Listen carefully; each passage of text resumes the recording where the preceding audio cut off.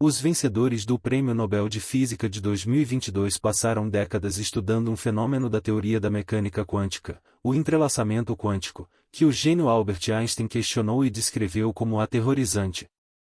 Ainda hoje, muitos graduados em física não conseguem entender o fenômeno. A Academia Real de Ciências da Suécia anunciou os vencedores do Prêmio Nobel de Física de 2022 na cerimônia mais célebre do mundo científico.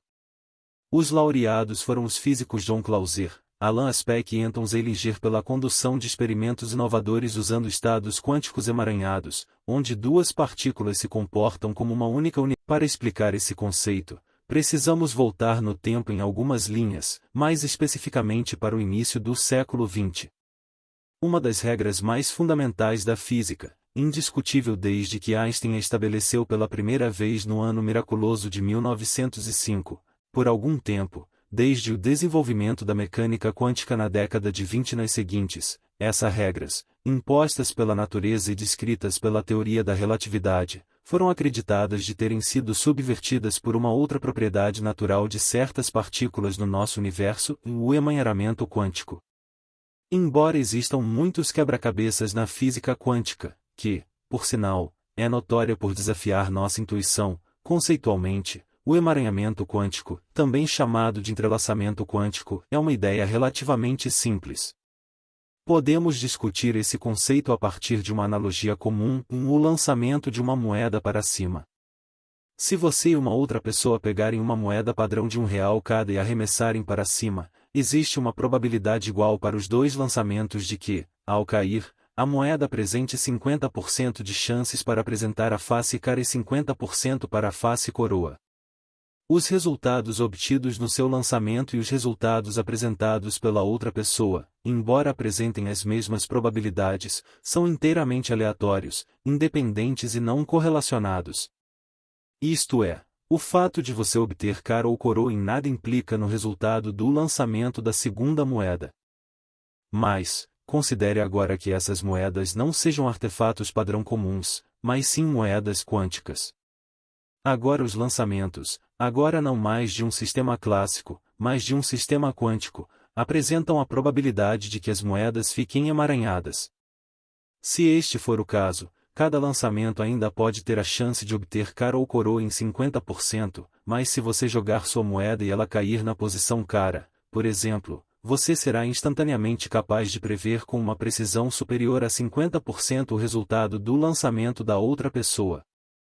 Segundo o emaranhamento quântico, o que ocorre é como se houvesse um fio invisível que conectam as duas moedas, e quando a medida de um dos lançamentos é feita, instantaneamente a outra pessoa saberá algo sobre o resultado da outra moeda superando a aleatoriedade clássica. Na física experimental, o que os cientistas conseguem fazer é criar pares de fótons emaranhados que são separados um do outro por grandes distâncias para obter duas fontes de medição independentes que dirão qual é o estado quântico de cada partícula. Ao comparar esses resultados, os físicos verificam que, surpreendentemente, os resultados estão correlacionados. Mesmo separando dois fótons emaranhados por distâncias de centenas de quilômetros, se a medição de uma propriedade física, como o spin, por exemplo, for feita em um fóton, o resultado da medida dessa mesma propriedade no outro fóton será prevista com cerca de 75% de precisão, em vez dos 50% padrão. Se, então, a distância entre duas partículas emaranhadas for muito grande, digamos, a distância de 1 milhão de anos-luz, isso significaria então que a velocidade de transmissão da informação entre elas superou a velocidade da luz?